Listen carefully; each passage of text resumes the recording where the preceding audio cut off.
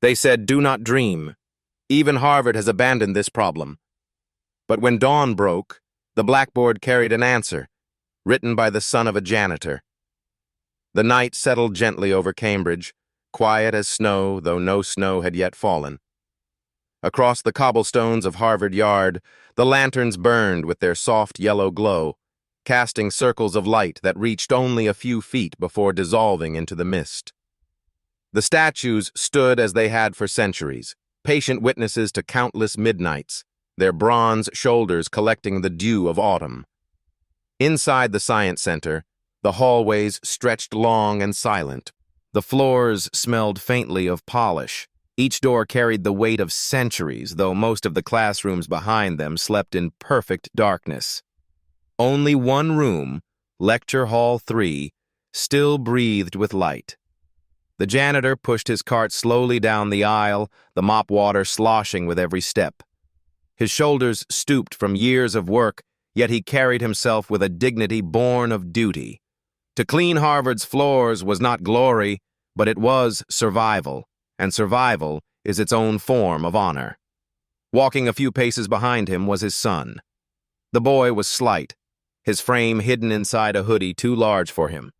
The cuffs frayed where fingers had worried them through long nights.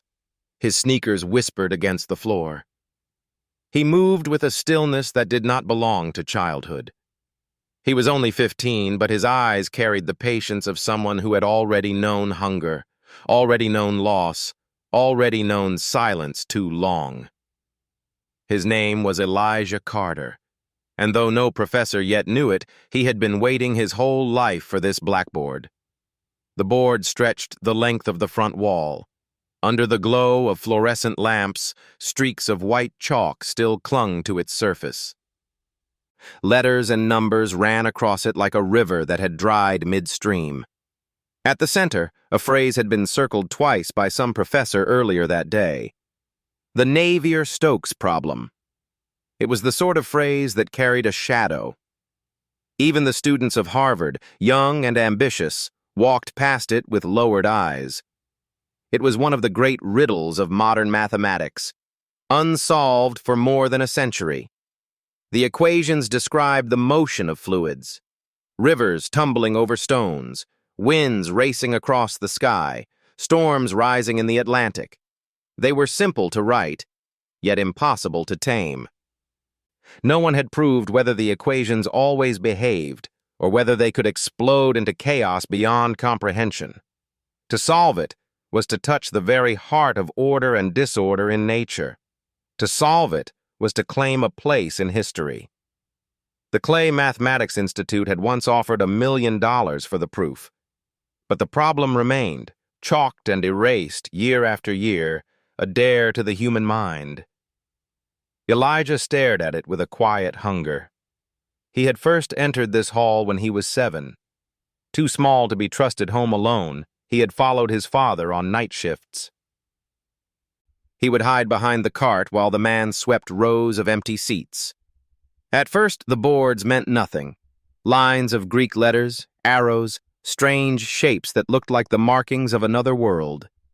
But Elijah, restless and curious, began to copy them onto scraps of paper.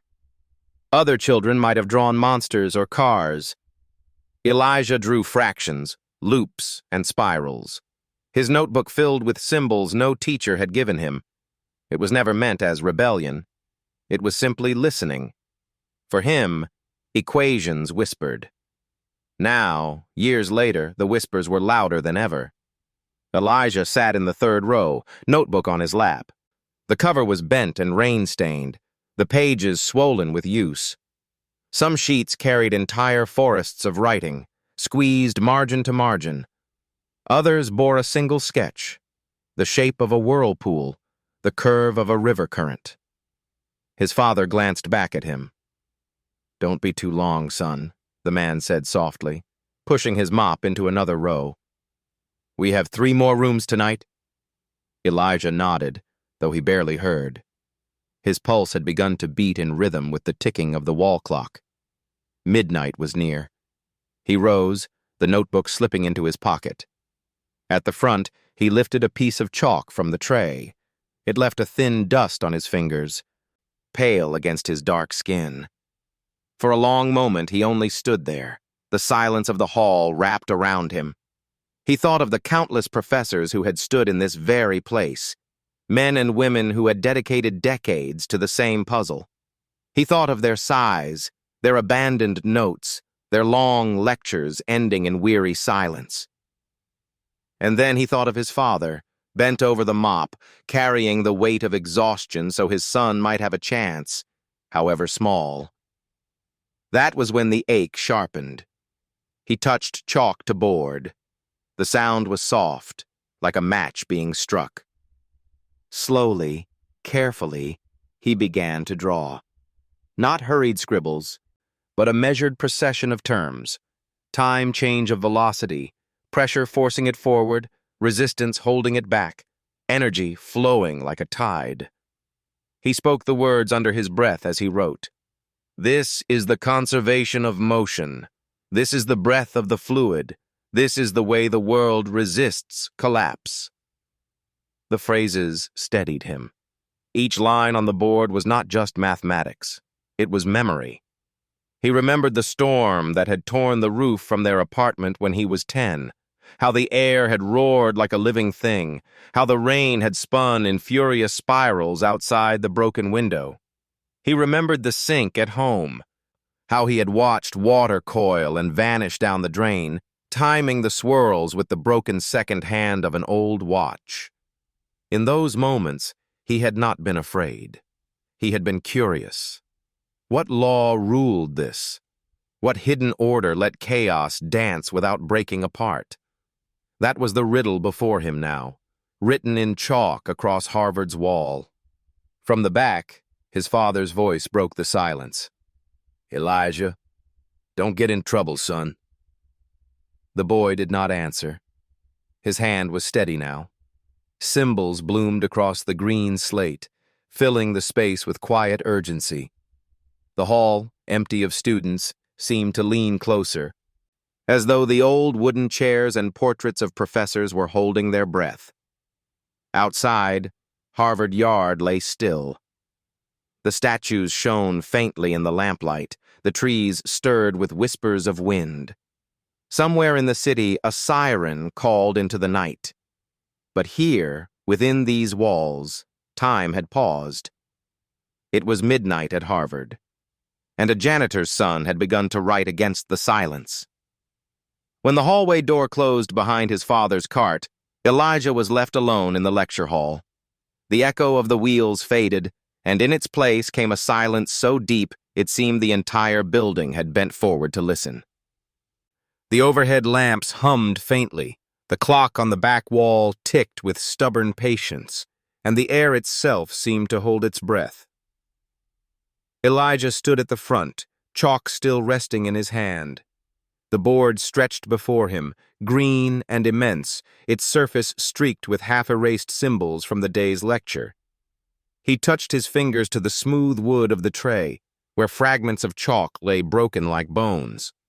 The smell of dust, faint and dry, carried memories of every night he had spent watching from the shadows. Tonight, for the first time, the hall was his alone. He opened his notebook. The pages were tired and crumpled, the handwriting a restless river. There were diagrams of whirlpools and eddies drawn in the margins, lines of reasoning that broke off halfway as though the pencil had been pulled away mid-thought. On one page, he had written the same phrase 3 times in darker and darker ink. Fluids never vanish. Energy always hides somewhere. He turned to the last blank sheet. His hand trembled. Slowly he began to write, whispering the words as they left his pencil. The change of velocity with time. The way velocity feeds on itself. The weight of pressure pushing down. The resistance of viscosity, soft but relentless. And the outside forces, big winds and storms, carrying it all forward. It was the entire world condensed into one line. The great equation of fluids, the heartbeat of the sea and the sky. Elijah closed his eyes and let the rhythm settle into him. He had always learned this way, not by memorizing symbols, but by hearing them, almost like a hymn. Each term was not abstract, but alive. Time change was the way a river bends when spring melts its snow. Self-advection was the curl of smoke rising from a chimney, folding into itself. Pressure was the unseen hand that made wind slam against windows. Viscosity was honey, clinging and resisting, slowing the flow but never stopping it. External force was everything else. The spin of the earth, the tug of gravity, the invisible breath of the world. To him, they were not letters on a page. They were voices. He whispered again, softer this time. Fluids never vanish. They cannot be compressed to nothing. That was the second law he knew by heart, the law of incompressibility. It said that the sum of all flows always balanced. Water rushing into one corner must leave another. Air squeezed in one space must push out somewhere else. It was the kind of rule a child could feel just by filling a bucket with water and plunging a hand inside, the surface rising because the world makes room for what enters it. Elijah had discovered that truth at 9 years old, playing in the laundromat below their apartment. When the owner left the taps running in a sink, Elijah had watched the streams collide, one pushing the other aside, never disappearing, always shifting.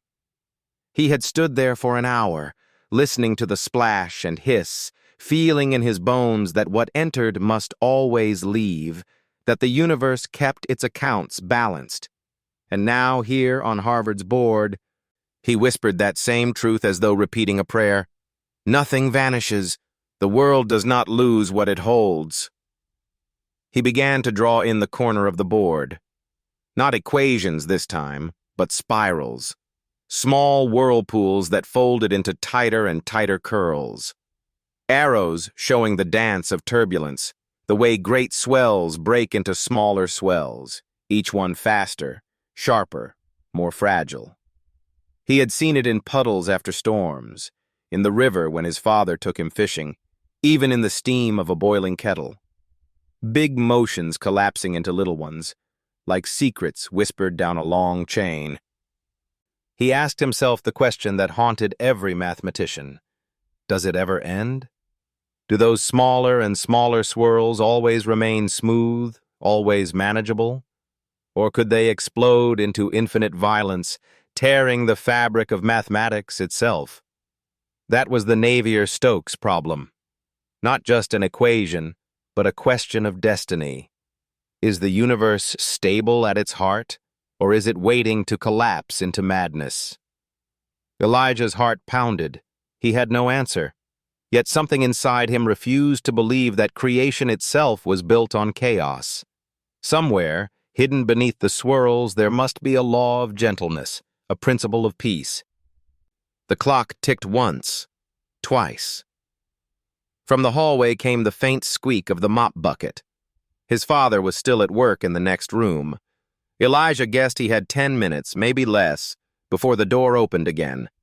10 minutes to listen, 10 minutes to write.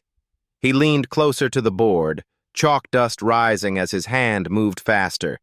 He no longer thought of Harvard, or of the students who might laugh at him if they walked in. He thought only of rivers, storms, and spirals. He thought of the quiet voice beneath the roar of the world. If energy can be tamed, he whispered. If turbulence always spends itself, then solutions must remain smooth. The words shook in his throat. They were fragile, not yet proof, not yet the steel of certainty, but they carried the weight of faith. Suddenly, laughter drifted through the hallway. Elijah froze. His body stiffened, chalk still pressed against the board. The sound was distant, careless, the laughter of young men who carried their future lightly. To them, the world was a banquet waiting to be eaten. To Elijah, it was a wall of locked doors. He shoved his notebook under his hoodie and turned toward the exit. For a moment, silence again. Then the footsteps passed. fading into another corridor. He breathed out, chest trembling. His time was almost gone. He turned back to the board, pressing harder now, desperate to finish the line of thought before it escaped him. His symbols grew larger, more hurried, chalk breaking under the force of his grip. White dust clung to his hoodie. In that moment, the hall seemed alive. The empty rows of seats leaned forward, the portraits of professors stared down with solemn approval. The lamps hummed as though in sympathy. It was no longer a classroom. It was a cathedral, and the chalk was his prayer. For the first time in his life, Elijah felt that the board was listening, not the professors, not the students, not even his father, the board itself. And in the silence of Harvard's midnight, it whispered back. The chalk snapped in his hand.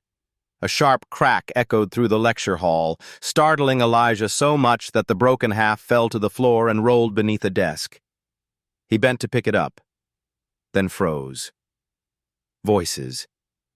They came from the hallway, low at first, then louder, careless, alive with the ease of students who had never been told they did not belong.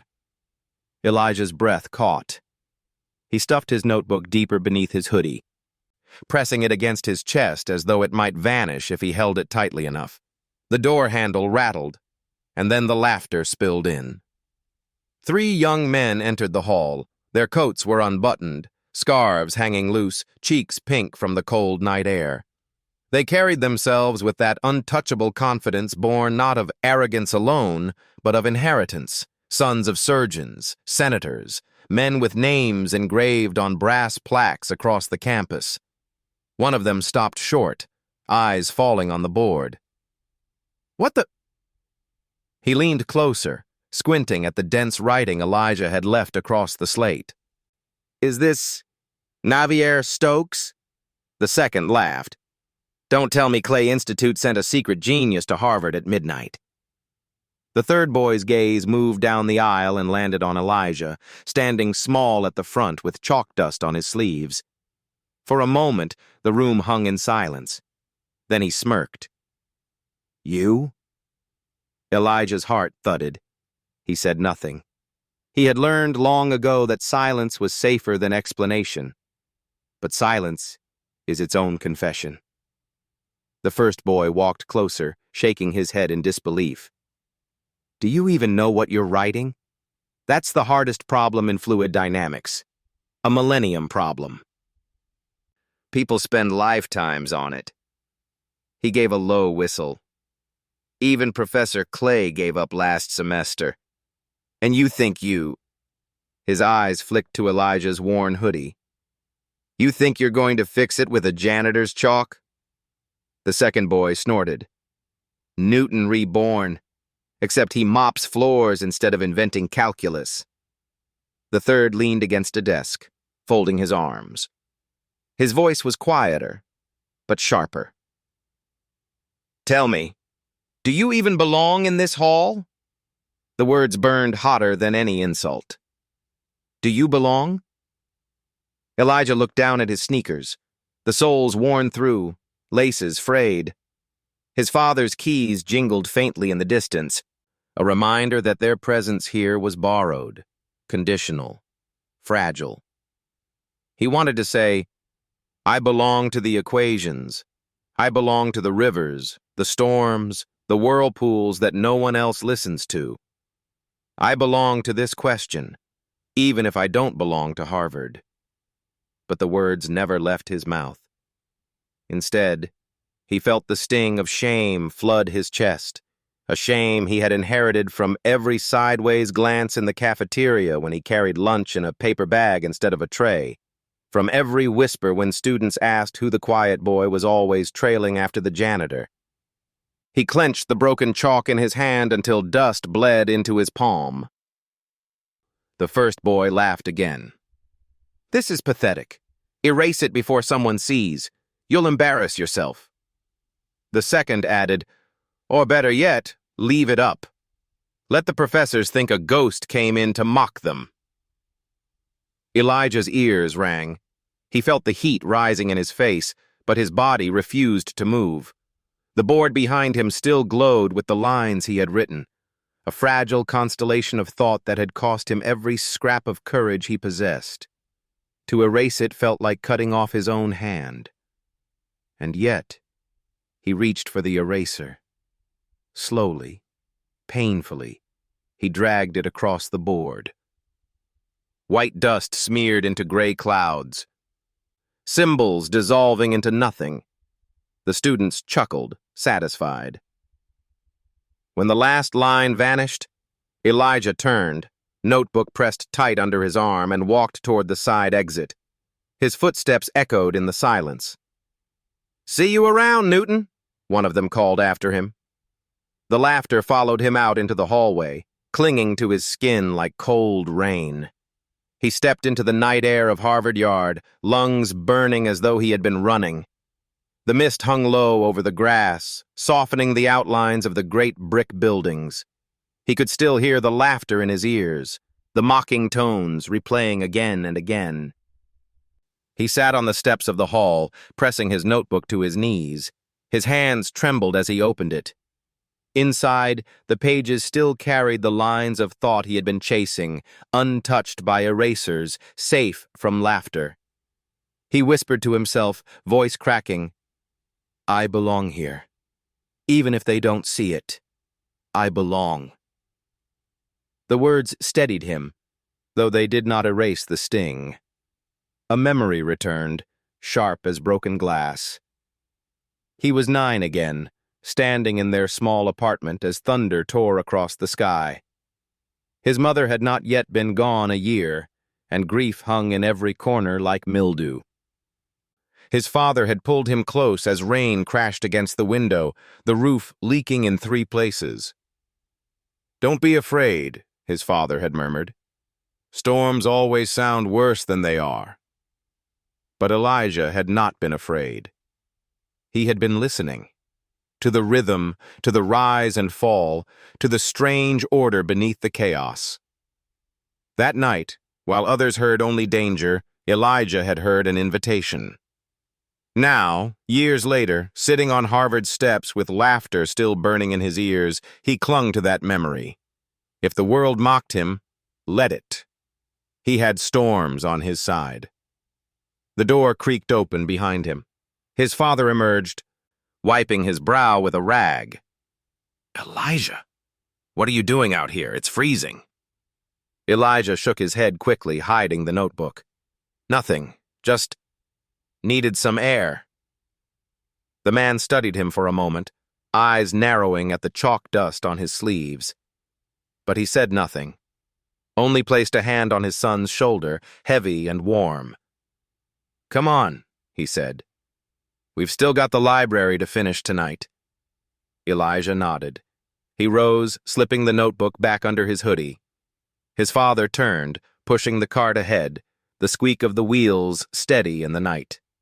Behind them, Lecture Hall 3 stood dark again, its board wiped clean. But somewhere in the chalk dust, faint lines still lingered, too stubborn to vanish entirely. And in Elijah's mind, the equations whispered still. They did not laugh. They did not mock. They called. And he knew, though shame had driven him from the hall tonight, he would return, because storms do not stop calling once you've heard them. The next night, Elijah returned. Harvard's yard was silent beneath a thin veil of frost.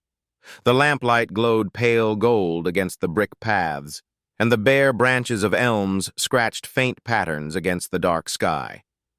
Students were tucked in their dormitories, books half open, laptops humming. Professors slept in warm houses beyond the gates. But in the long shadows of the science center, one boy moved quietly, following his father's steady steps. The janitor pushed his cart as always, shoulders bent under the weight of habit.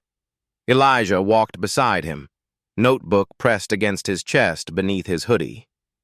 His heart thudded not from fear this time, but from resolve. He would not let the laughter of strangers write the ending of his story. When they reached Lecture Hall 3, his father set the mop bucket down with a sigh. 2 hours, the man muttered. Plenty to do. Then he gave Elijah a look that was half warning, half weary love. Stay out of trouble. Elijah nodded. He waited until his father disappeared into the hallway, then slipped to the front of the room. The blackboard was blank, wiped clean of every trace from the night before. It stood before him like a wide and silent horizon. He set his notebook on the first desk, took up a stick of chalk, drew one steady line, and then another. Hours passed. The lamps hummed overhead. The chalk scraped rhythmically, sometimes fast, sometimes slow, sometimes hesitating as Elijah stared, lost in thought, before finding the next path forward. Step by step, the board began to fill. He started with the great law of fluids, the balance of motion across time, pressure, resistance, and force. But he did not stop there. He reached deeper, pulling threads from his own observations. He drew spirals to show how turbulence folded into smaller turbulence. He sketched arrows that hinted at hidden symmetries. He wrote inequalities that tried to capture the way energy slid downward, always dissipating, never exploding. His lips moved silently as he worked. Each phrase was a prayer. Conservation, balance, dissipation, peace at the smallest scales. The clock struck 1, then 2, then 3. Elijah did not stop. Outside the windows, the frost grew thicker, turning the yard into a silvered field. Statues gleamed beneath the moonlight. Not a single step crossed the cobblestones. The world had become a still pond, and in that pond, Elijah traced his ripples. His father passed by the door once, cart rattling, but said nothing. He had seen the look in his son's eyes, a look too familiar, too stubborn to break. Perhaps he even felt a glimmer of pride, though he hid it beneath silence. By 4, Elijah's hand ached, fingers white with chalk dust. The board was covered now, a dense tapestry of lines and symbols. When there was no space left, he erased small sections and wrote again, layering the board with a history of thought. He was not copying. He was not imitating. He was listening. Every line he wrote seemed to answer a whisper only he could hear. The board spoke. He replied. The conversation deepened. And then, for a moment, he stopped. His eyes traced a curve he had just drawn, an inequality bounding the growth of energy at the smallest scales. His breath caught. Something stirred in him, not triumph, not finality, but recognition. As though, for the first time, the storm had spoken clearly.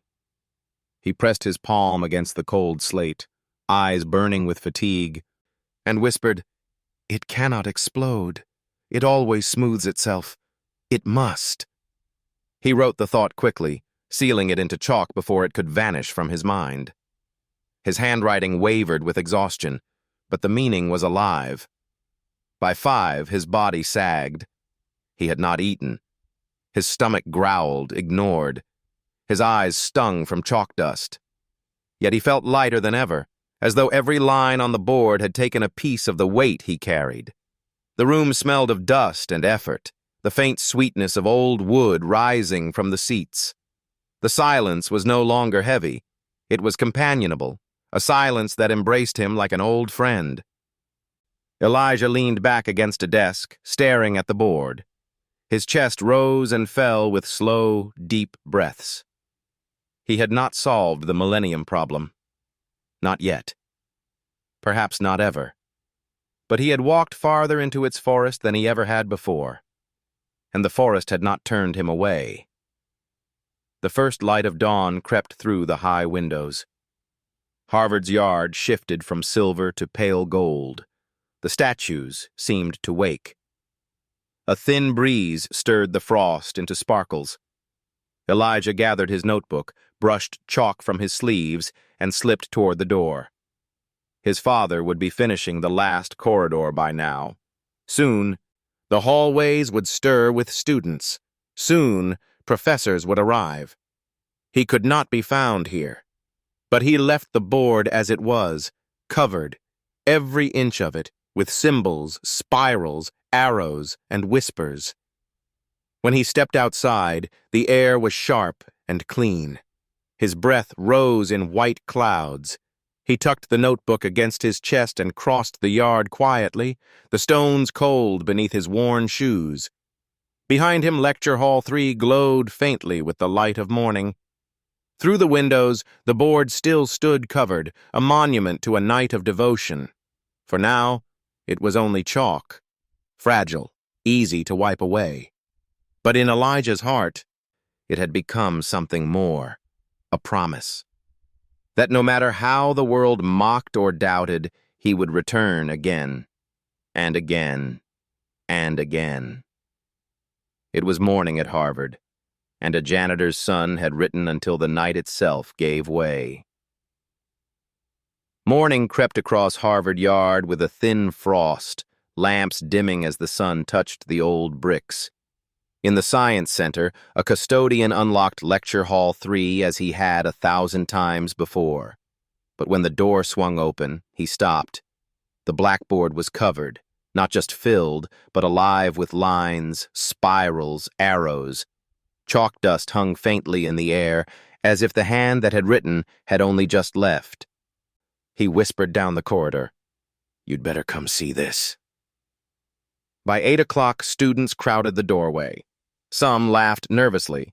Others stood hushed. "It's Navy or Stokes," one breathed. Another scoffed, "A prank!"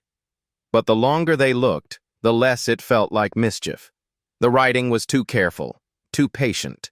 It carried the weight of someone listening deeply. A graduate student hurried in, reading the lines with his lips moving. His expression shifted from skepticism to something like reverence. "This isn't random," he murmured. "This is new." By 9, Professor Ames arrived, tall, gray-bearded, the man who had lectured on this very problem for decades. He studied the board in silence, tracing each step with his eyes. The room held its breath. At last, he set his coffee down, forgotten. "Who wrote this?" he asked quietly. No one answered. Dr. Patel, younger, sharp-eyed, slipped in beside him. She followed the chalk's path, doubled back, and whispered, "I haven't seen this method in the literature. Whoever did this, they found a door we never opened." Speculation crackled. Some said genius, others prank.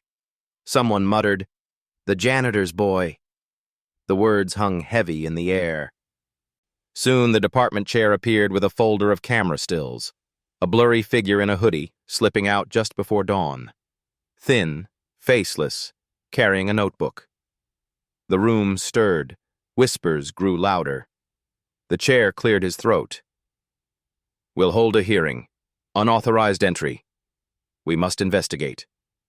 But Ames raised a hand, his voice steady. "Invite him to explain a part of this. If he copied, the truth will show. If he didn't..." He paused, eyes lingering on the board. "Then Harvard should learn to listen." By noon, word had swept the yard. Students skipped meals to glimpse the board. A philosophy professor leaned on his cane in the back row and nodded as though recognizing wisdom by posture alone. Even cafeteria workers slipped in on breaks, eyes wet though they couldn't read the symbols. The board became more than chalk. It became rumor, promise, a spark. Snow began to fall outside, soft as eraser dust. And in every corner of campus, the question rose, who was the ghost who had written through the night? The storm did not come with thunder. It came with a knock on the door. Late that afternoon, in a cramped apartment above the laundromat, Elijah sat at the table with his notebook open. The pages were littered with half-finished thoughts, spirals drawn beside fragments of logic. His father, weary from the night's shift, lay stretched on the sofa, boots still on, cap tilted across his face. The knock came again, Firm, official. The father stirred, rose slowly, and opened the door.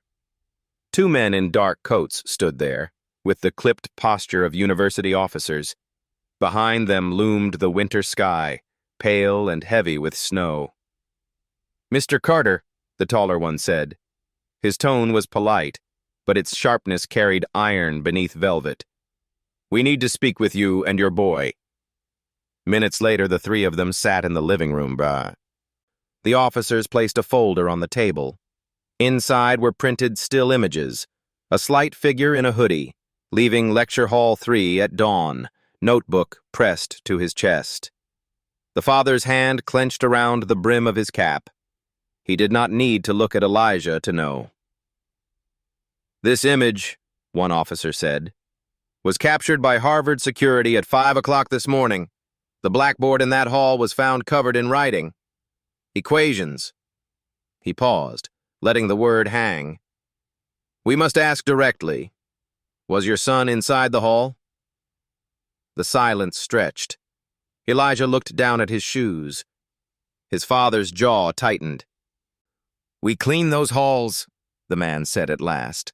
His voice was low, steady, but heavy with the knowledge of danger. "That is all." But the officers pressed on. "Mr. Carter, there is concern. Unauthorized use of classrooms cannot be tolerated. There are questions of academic integrity, of theft. If your son had access to material from Professor's research..."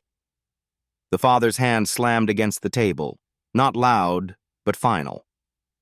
"My boy steals nothing." The officers glanced at each other. The taller one softened his tone. "Then there is a simple way to resolve this. Tomorrow morning, in the presence of the faculty, let the boy demonstrate what he knows. If he can explain even part of what was written, this matter will be settled honorably. If not..." The word hung like frost in the air. "There will be consequences. For both of you." When the door closed behind them, the room seemed smaller, as if the walls had pressed inward. The father sank back onto the sofa, head in his hands. "Elijah," he said softly, voice breaking. "What did you do?" The boy hesitated, then pulled the notebook from his hoodie and placed it on the table. The pages fluttered open, spirals, arrows, careful steps of thought. The father stared. To him it was all marks, foreign as a second language. But he saw the care in each line, the devotion that had stolen sleep from his son. "You've been carrying this weight alone," he whispered. Elijah's throat tightened. "I only wanted to understand, to hear what the equations were saying." The father's eyes glistened. He looked at the boy not as janitor or guardian, but as a man seeing the fire in his own child. Yet fear stood taller than pride. "They will come for you tomorrow, and if you falter, if they think you are nothing but a thief, we will both be turned out. No job, no roof." He pressed his hands together, rough with years of soap and floor wax. "Do you understand?" Elijah nodded, but inside his chest burned, not with shame this time, but with the weight of a test he had not chosen. The next morning, the hearing was set in a long, oak-paneled room, its walls lined with portraits of solemn scholars. A great table stretched down the center. At one end sat the department chair, his glasses gleaming under the light. To his right, Professor Ames, arms folded, face unreadable. To his left, Dr. Patel, eyes sharp but not unkind. Students lined the back wall, whispering, waiting. Rumors had spread too far to keep them away. The door opened. Elijah and his father entered. The man carried his cap in both hands, twisting it as though it might break. Elijah walked beside him, hoodie sleeves dusted with chalk, notebook pressed to his chest. The room fell silent. The chair spoke first. "We are here to address an incident of unauthorized access." This board, he gestured toward photographs laid before him, was found covered with writing of extraordinary complexity. The camera shows this boy leaving the hall. We ask now, can he demonstrate that the work was his and not copied from elsewhere? He nodded toward Elijah. The boy's pulse thundered. His father stood behind him, hand resting lightly on his shoulder. Professor Ames slid a stick of chalk across the table. "Show us one piece," he said simply. His voice held neither threat nor comfort, only necessity. The room leaned forward. Elijah stepped to the board at the far wall. His hand trembled as he lifted the chalk. For a moment he thought of running, fleeing the room, the campus, the burden. But then he remembered the laughter in Lecture Hall 3, the jeers that had tried to erase him. He remembered the storm at 10 years old when the roof had lifted and the rain had spun like ropes of silver, and how he had felt not fear but calling. He set the chalk to the slate. "The first law is balance," he said, voice quiet but steady. "Motion changes with time. Pressure pushes. Resistance slows. Forces drive." He drew the terms in plain letters, then turned, eyes searching the room. But what matters is what happens when the flow curls into smaller and smaller swirls. Most proofs collapse there. But if you let the energy go where it wants, you see it cannot gather forever. It spends itself. It smooths itself. He turned back, added arrows, spirals, careful inequalities. His voice rose, carried by conviction rather than volume. "That is why solutions do not explode. They live." When he stepped back, the board bore his hand unmistakably, not perfect, not polished, but alive. Silence filled the room. Dr. Patel leaned forward, eyes shining. "This approach, I have never seen it in the literature." Ames nodded once, slow, as if confirming something to himself. The chair cleared his throat, unsettled. "We will review, of course, line by line. But for now—" He paused, gaze flicking between father and son. "For now, the accusation is set aside." The father's shoulders sagged with relief. He pressed his cap to his chest, eyes wet. But Elijah barely heard. He was still staring at the chalk, at the line he had written, at the whisper that had lived in his heart now speaking aloud. For the first time, others had heard it too, and Harvard, though cautious, had not laughed. The room had the hush of a chapel before a funeral. Oak panels rose like ribs along the walls. Portraits watched with the patience of oil and dust. A long table ran the center of the floor, polished to a dark shine. At one end sat the department chair, hands folded, glasses catching the low light. Beside him, Professor Ames leaned back with his arms crossed, the stillness of a man who has walked a long road and does not waste breath. Dr. Patel rested a notebook before her, a pen poised like a tuning fork ready to catch the slightest tremor of truth. Students ringed the back in a stand of winter coats. They did not whisper now.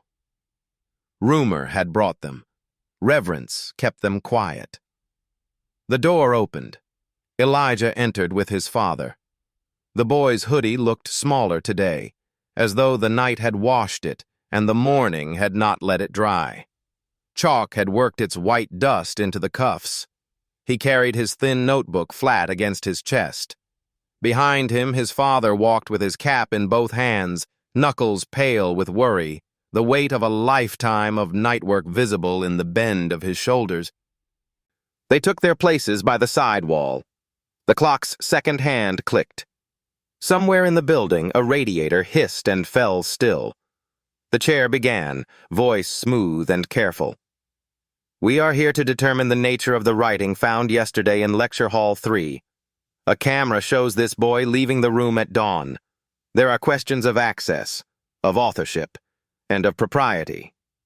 He paused, then added, There are also questions of ability. He gestured toward a portable slate set on an easel. Its surface was clean, a shore unmarked by tide. "Young man," the chair said, "we ask you to explain a portion of the work attributed to you." "Not all. A portion will suffice." Elijah's father shifted, as if to step forward, then stopped. His hand rose an inch from his cap and fell.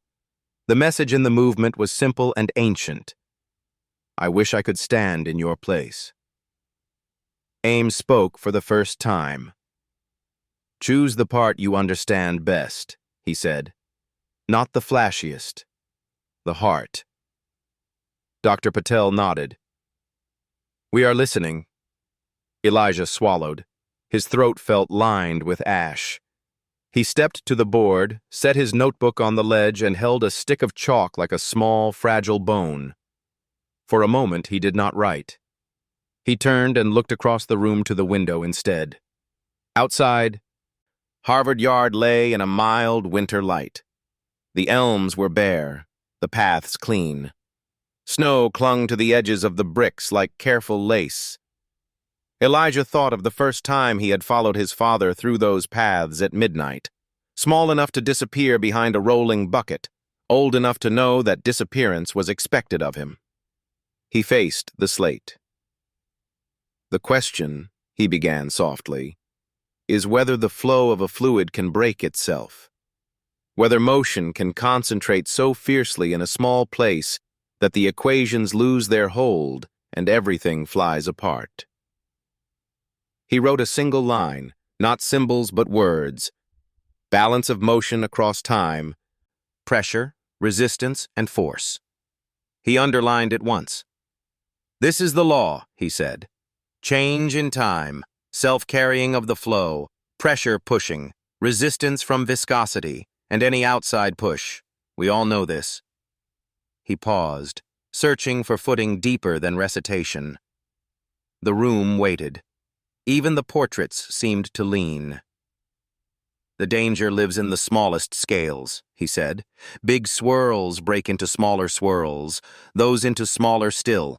Energy climbs down a ladder of size.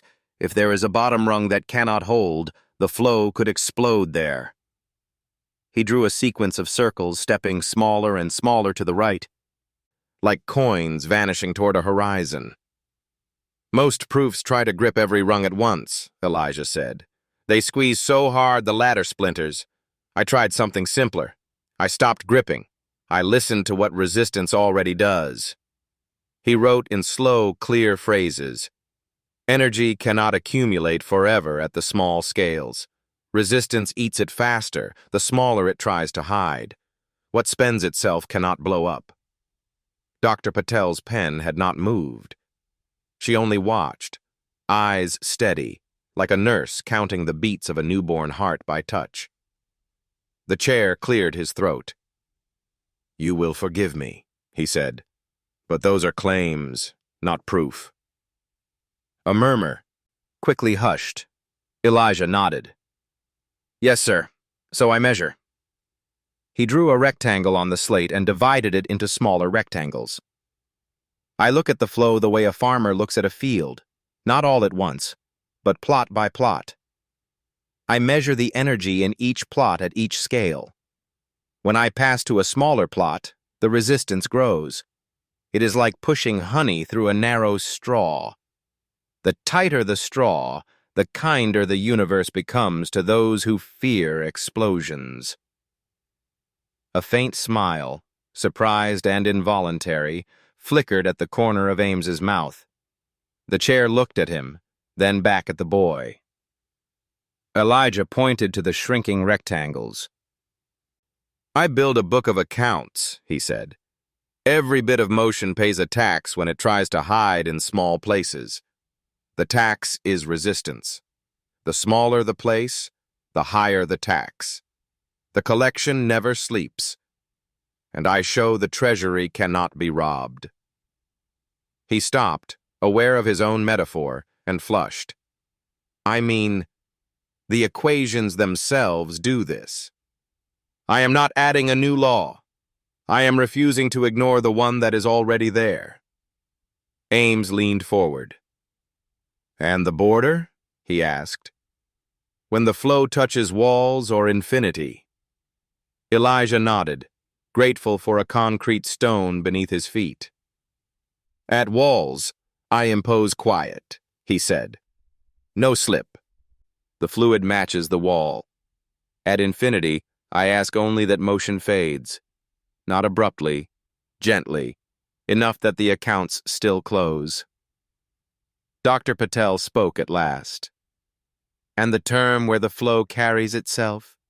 The thing with the appetite? Elijah met her eyes. I do not fight it head-on, he said. I bend its path so it spends itself against resistance. When it tries to pile up, the tax rises. When it spreads, the tax falls. The cheapest life for the flow is also the safest for the equation. So the flow, being greedy, chooses safety without knowing it. There was a small sound behind him. Elijah turned. His father had covered his mouth with his hand as if he had coughed, but his eyes shone. He did not understand the phrases, not in the way scholars mean, but he understood the shape of his son's courage and the music of a mind telling the truth. The chair steepled his fingers. Show me a corner where this breaks, he said. Choose a devil. Answer him. Elijah nodded and drew a tiny square at the end of his ladder of scales. Here, he said. Imagine the flow tries to hide here and grow sharp. The appetite term urges it on. But resistance, because this place is so small, multiplies its bite. I quantify that bite and compare. The bite is larger. The devil loses his tooth. A few students exhaled, some with relief, some with a skeptic's smile softened by respect. From the portraits, the solemn faces did not change, but the air beneath them warmed. The chair was not finished. Very well, he said. But one more. Where did you learn to speak like this? Who taught you these balances? What paper led you in? Elijah lowered the chalk. He looked down at his hands, pale with dust. No one, he said. I mean, books. Old articles I found in recycling bins, library shelves where the books smell like rain. I copied what I could read, but the night taught me most. I watched water. I listened to the sink. I timed the swirls down the drain with a broken watch. I stood at the window in storms and counted the beats between the flashes and the thunder and asked why the air sounded the way it did. He lifted his eyes. The board feels like the stove in winter to me. Warm. I stand close and hear it. That is all. Silence followed, long enough for the room to hear the building breathe. Then came the voice no one expected to hear, the third-year student who had laughed 2 nights ago. He had taken a place at the back, trying to be part of the wall. Now he stepped forward 1 pace, color high in his cheeks. Sir, he said to the chair, not looking at Elijah. I spoke out of turn the other night. I said a cruel thing. I thought I knew where genius belongs. I was wrong. The chair glanced toward him, surprised, measuring, perhaps, the usefulness of contrition. Ames did not turn. Dr. Patel's face softened, then returned to its calm. The chair closed his folder. He looked to Ames. Well, he said. Ames rose. The movement was unhurried, like a man standing from a bench at the river after watching the current reach a place he had hoped existed. We have not proved a theorem today, he said. We have proved a boy. The rest will take time and care. But what is written in him is his. He faced Elijah. Come back tonight, he said quietly. Not in secret, with a key. A stir moved the room, a wind through needles. The father's hand gripped his cap, and then, as if remembering something far away, a song, a promise, he let the cap drop to his side. his shoulders straightened by the smallest degree. The chair coughed. Rules were his home. Invitation was foreign weather. "There are procedures," he began, then saw in the faces around him that the room had chosen its weather. "Very well," he said. "Under supervision." Dr. Patel closed her notebook with a small, satisfied snap. "I will supervise," she said. The hearing adjourned. Coats stirred, boots scuffed. The portraits watched the living with the envy of the painted. Elijah stayed where he stood, fingers slow to unclench from the chalk. His father came to him and placed a hand on his back, warmer than any radiator. For a moment they said nothing. The moment felt like a landing. Not the end of a journey, but the end of falling. As they turned to leave, Ames spoke once more. "Elijah." The boy looked up. "The heart you chose," Ames said, nodding toward the ladder of scales. The little square where the devil had lost his tooth was the right one. "Even if the path bends tomorrow, keep that heart. It listens to the problem more than to pride. That is rarer than brilliance." Elijah swallowed. "Yes, sir." They stepped into the hallway. Afternoon light lay across the floor in long bars like pages of an open book. Students passed in murmurs and glances that were not quite stares. Somewhere far away a door shut, and another opened, the old rhythm of a university that had seen centuries of arrivals and departures and still had room, it turned out, for one more story. The father took a breath that was almost a laugh. "A key," he said, as if testing the weight of the word in his mouth. "They will give you a key." Elijah looked down at his hands. Chalk had made constellations on his skin. He rubbed them together and the stars moved. "Tonight," he said. The hearing had not declared a victory. It had declared a truce. Between suspicion and invitation, between an old house and a new footstep, between the roar of a storm and the quiet voice beneath it, saying there is order if you listen long enough.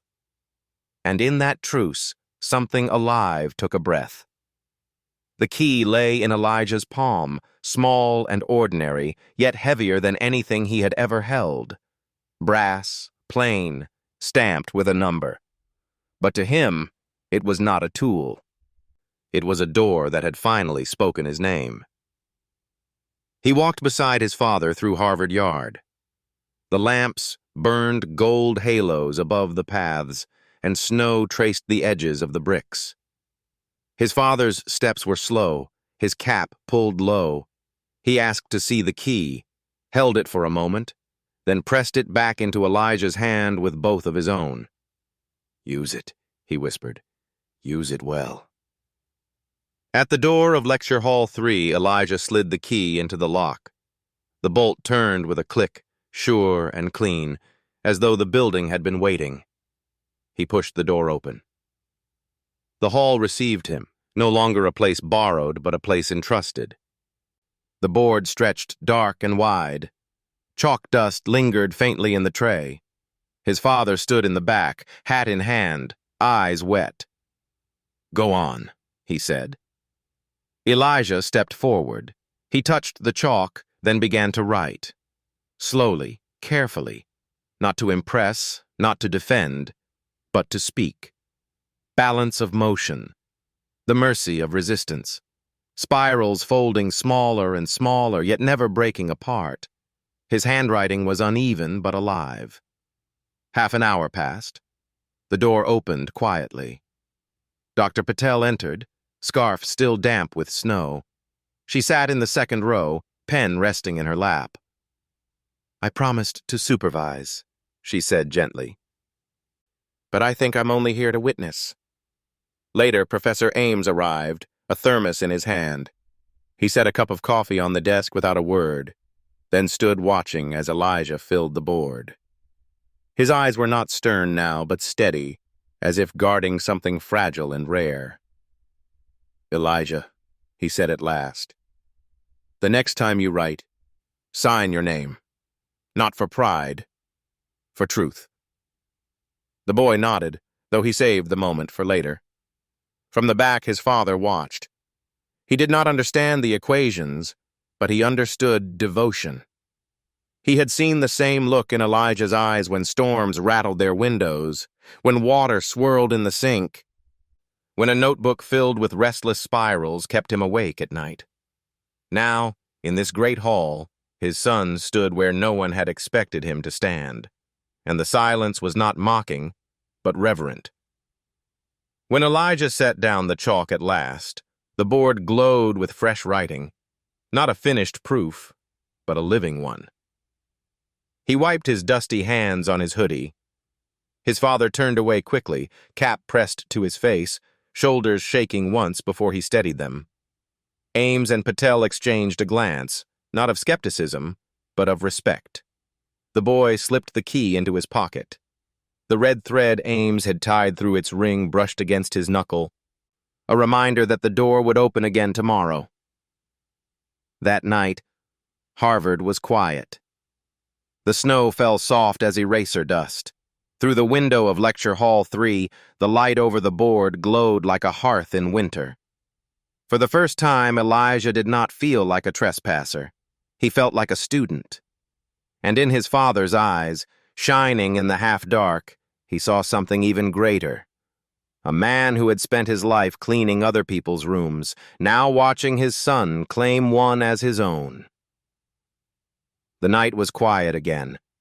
Snow had softened Harvard Yard into a white hush, every brick path hidden beneath a thin quilt. The lamps glowed like lanterns on an old ship, and in Lecture Hall 3, one light still burned. Elijah stood before the board. The brass key, now warm from his pocket, had opened the door without hesitation. His father had lingered for a moment at the back, cap in hand, then stepped away, leaving him alone. The boy understood. Tonight was not about witnesses. Tonight was about truth. He lifted the chalk. The board had been cleaned that morning, but faint ghosts remained. The lines of last night's work, blurred but not gone. He touched the slate with the chalk, and the sound echoed like a spark in the dark. Slowly, he began again. He wrote the balance of motion. He drew spirals, ladders of scale, arrows that bent into smaller arrows. He whispered as he wrote, "Energy spends itself. Resistance rises. Nothing breaks forever." The hours passed. His hand cramped. Dust covered his sleeves. Still he wrote, not for applause, not for money, but because the problem itself asked to be heard. At last, the board was full. He stepped back, chest heaving, and saw not chaos but a map, a living thread of thought that stretched from one end to the other. It was not a final proof, not yet, but it was his. He set down the chalk. His eyes fell on the bottom corner of the board, clean and waiting. For years he had hidden his name, erasing his work before the world could see. But tonight was different. Tonight the door had been opened to him. He picked up the chalk again. With slow, careful strokes, he wrote, "Elijah Carter, son of the janitor." The letters were not perfect, but they were bold. They stood there, white against the green slate, more powerful than any equation. For the first time, he had claimed his place, not in secrecy, but in light. Outside, the yard lay still. Snow continued to fall, soft and endless. Through the window, the glow of the classroom shone out, a beacon in the winter night. In the hallway, his father waited, leaning against the wall. When Elijah stepped out, chalk still on his hands, the man did not speak. He only pulled the boy into his arms, rough and fierce, as though he could keep the world itself from taking him away. When he let go, his eyes were wet. "You signed it?" he asked. Elijah nodded. His father smiled, the tired smile of a man who had worked too many nights, but who at last had seen the meaning of all those hours. Behind them, in Lecture Hall 3, the board still glowed. Equations stretched across it like constellations, and in the corner, a name burned brighter than them all. Elijah Carter, son of the janitor. It was not just a name. It was a promise. That brilliance can rise from anywhere. That doors can open for those who refuse to stop knocking. That the dignity of labor and the hunger for knowledge can stand side by side. The snow fell heavier. Harvard slept, but one light remained, steady in the window. A quiet fire to warm the long night. And the proof, unfinished but alive, waited patiently for tomorrow. Thank you for spending this quiet time with me by the fire of story. If this tale warmed your heart, I invite you to subscribe, so we may meet again with more stories of hope, learning, and healing.